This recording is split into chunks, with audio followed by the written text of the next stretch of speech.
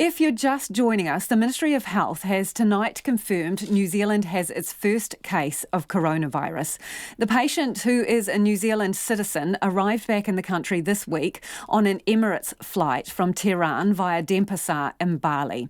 The Ministry is about to hold a press conference and we will stay on air to take that press conference. But joining me now in the studio is our health correspondent, Rowan Quinn.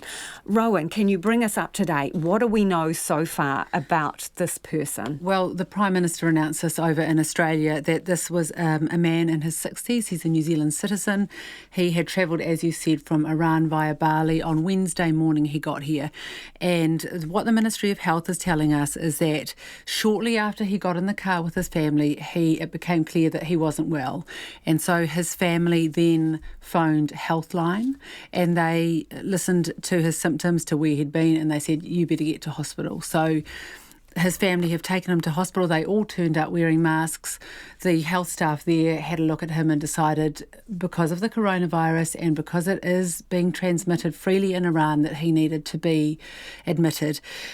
He then has had 2 tests for coronavirus, and the first 2 were negative. And then one just this afternoon came back positive. And the ministry says they used a more specific sample. We don't know what that means. Hopefully we'll find out a little bit more. But yeah, that confirmed that the case, his case is positive. So we're getting texts from people who are listening and watching, and they are wanting to know what happens with the people who were on that flight. Is anything being done to trace those individuals? Well, we know that the ministry is trying to trace the people that they say are close contacts, and we're hoping again in this press conference we might find out a little more about exactly what they mean by that. But as for people that were just on that flight, they're saying anyone who feels unwell who is on that flight should contact Healthline. So they haven't mentioned that they're trying to track down every single person on that flight at this stage. Like I said, it's quite early stages. We have had mostly written information from the Ministry of Health. But at this stage, they are appealing for people to proactively report themselves if they have symptoms. Exactly, yeah. So call Healthline, and that's partly because they don't want people just turning up with potential symptoms. It's the advice for anyone who's been in a country where there is a higher risk of contracting the coronavirus, is that you phone first and then you seek advice on what to do after that to avoid the fact that if you did have it, you would be spreading it potentially by turning up to a GP's or a hospital. Okay, talk us through that flight again. Give us the flight number and also the number for the Healthline as well, because some people may wish to use that. Yeah, the flight was Emirates EK450 and that arrived from Bali early on Wednesday morning into Auckland. The Healthline number for anyone who's worried about that is 0800 358 5453, 0800 358 5453. I guess one positive when it comes to tracing people and, you know, the fear of this spreading in the community is that the man was picked up by his family from the airport and he travelled home in a private car, so he didn't take the airport shuttle or a bus or anything like that. So that's one less community transmission that they need to worry about.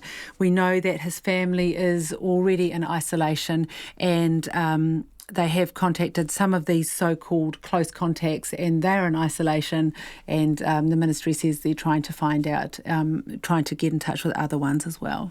What do we know about, so this person is in Auckland City Hospital, what do we know about the setup there? Well, we know from the Ministry of Health that everybody that's dealing with them there is in personal protective equipment. So what does that mean for lay people? Yeah, you know, what that means is, and I guess I'm just talking from speaking to experts over the last few days of what that's likely to be, is they can wear face masks that have a higher protection factor, so they're screening out little particles that could get in rather than just the kind of surgical masks that are sort of loosely worn over the face. They're also likely to be wearing full disposable gowns. It's sort of a papery material. We've probably all seen them, in similar scares or, I don't know, police TV shows. So the full papery kind of suits. Often they'll have something on their feet so that if the virus is on the floor at all, then they can remove that. They'll have gloves. This is some of the equipment that the government has talked about stockpiling for if this does become a pandemic or an epidemic in New Zealand. And so they've got 9 million of these sort of higher quality masks set aside, 9 million ordinary surgical masks, and a lot of other personal protective equipment. Now, we're not at that stage. This is one person, and the ministry is saying that the chances of a community outbreak remain very low. And I guess because that person has been identified as soon as they've come into the country, they've only been with their family since arriving and then going to hospital. It's very different to a case where they could have been circulating, for days out in the community. There has been a lot of conversation around the travel ban or restrictions. So the situation we have at the moment until the 3rd of next month is that anyone coming directly from China or who has transited from China can't enter New Zealand. And today the government has pushed that out. What happens now? Well, so that same restriction that applies to China now applies to Iran. So if you're coming from Iran and you're a New Zealand citizen, yep, you can come in, or a New Zealand resident, you can come in, but you have to self-isolate for 14 days. And if you are not a New Zealand resident, you just can't come here from Iran. And so the Minister of Health said today that's because of the uncertainty of the situation there. There have been 246 reported cases, and we know some of the high-profile ones are that there's the Minister of Health has coronavirus there, and another often sneezed his way through a press That's right, conference, exactly. People will remember that. And an MP does as well. There have been 26 deaths. So at first glance, you could say, well, does it have a higher rate of death than in other cases? Or you could say, does that mean there's not as many cases that are being reported?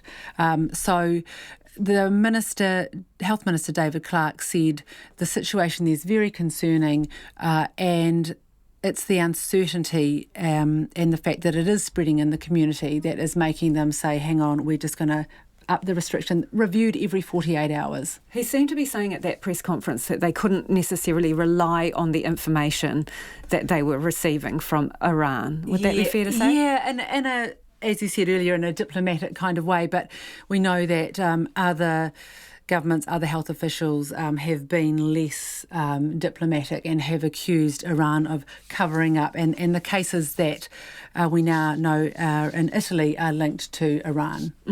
Well, we are standing by for this press conference at the Ministry of Health. We are expecting to be given some more details. If you're just joining us, details of this first case. We have a person who has tested positive for COVID-19. We're going to that press conference now. Here is the Health Minister. Well, welcome everybody. You will now have learned that New Zealand has become the 48th country to identify a case of COVID-19. Earlier today, the Director General indicated we had a suspected case. We can now confirm that case has been confirmed. Originally, it was thought that the person was a permanent resident of New Zealand. I can now let you know that that person is indeed a citizen of New Zealand and has a New Zealand passport. The person, I'm assured, is in a condition that is improving, so that will be comforting news to wider circle of friends and family. I'm confident that the risk of this disease is being very well managed. The person with the COVID-19 condition is being treated in Auckland City Hospital, and with their improving condition and isolation shows that it's being managed well along the way. The negative pressure room has been used. All of the protocols have been followed that have been put in place. And of course, as a safety measure, those close contacts are being looked to now, but the Director General will say more on that shortly. What I can tell you, though, is that the person, upon arrival, travelled home in a private car, and when they became concerned, they contacted Healthline. They followed all of the steps you would hope would be followed, so that when they were then referred to the emergency department, everybody knew that they should take the appropriate precautions. This person also tested negative to COVID-19 on 2 occasions, but obviously clinical judgment was to continue and look in greater detail. The assessment of health professionals, the scientists, are that sporadic cases may continue to arrive in New Zealand. We have been managing the situation well, in my view, and have been also fortunate that we haven't had cases arrive here, where we know there's been north of 20 cases in Australia, and as I say, we are the 48th country to receive a case in New Zealand. Anyone who is concerned, of course, should contact the dedicated health line, the COVID-19 number 0800 358 5453. It's free and available 24 hours a day and has appropriate language resources there. My main message for now is please, out in the community, help us to help you. If you are concerned, ring that healthline number.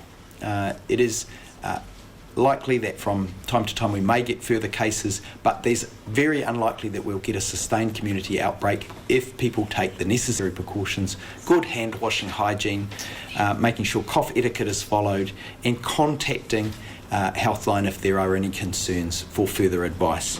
Those are the things we would do in any case of an infectious disease, and they are the right things to do. So please, out there, if anyone has any concerns, take those necessary steps. We are well prepared because we've had time to be prepared, and those border restrictions we put in place have meant that we haven't had a case up until now. That's brought us time. It's meant that we have a better understanding of the virus than we had at the beginning. We understand better how it spreads. We know who it affects the most and how it can be best contained. The border restrictions, therefore, have served to minimise the chances of cases arriving by restricting access to New Zealand for foreign nationals. We've got the plans in place, we've got the testing regime in place, and we've got the understanding of the virus and how it spreads.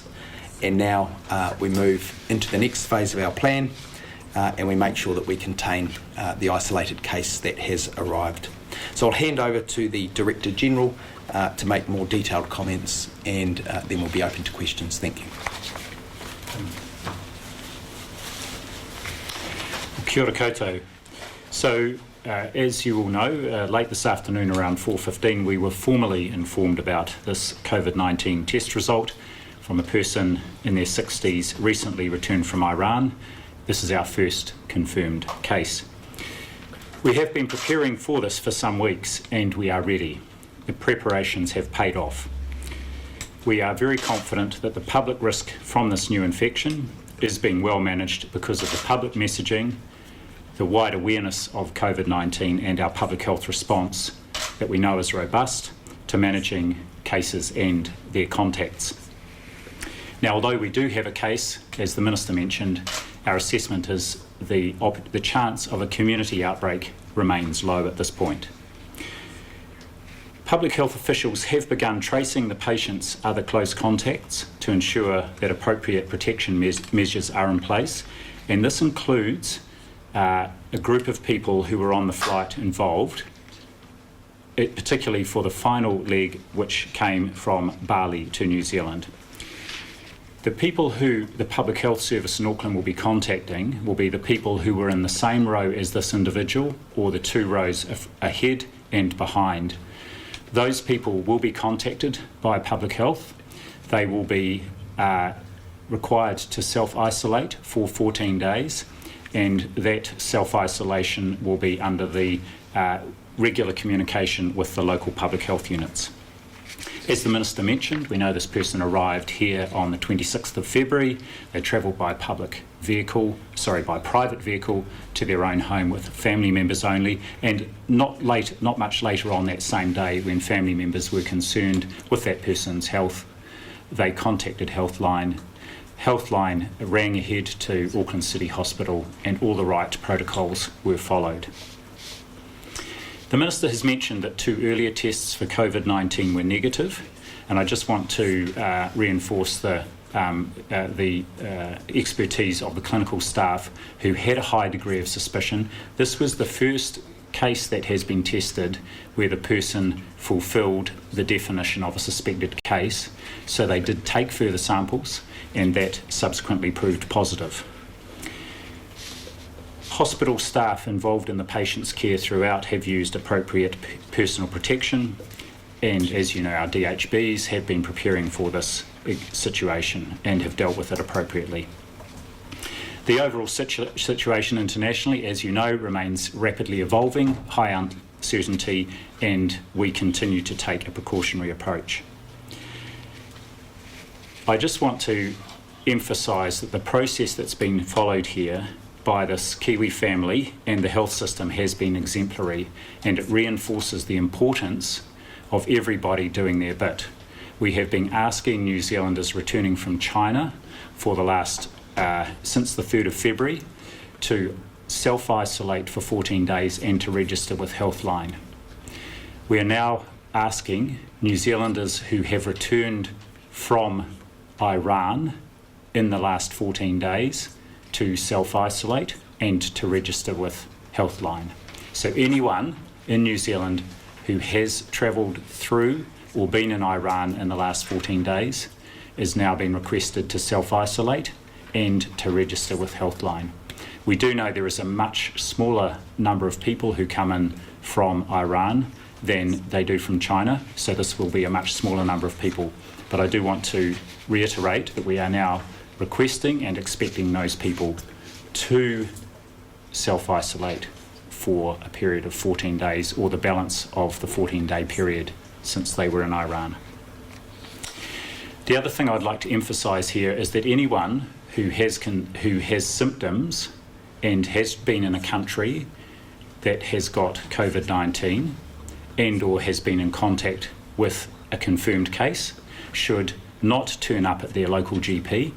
They should ring Healthline ahead, or if they're going to visit their GP, they should ring ahead so that the GP surgery can take the right precautions.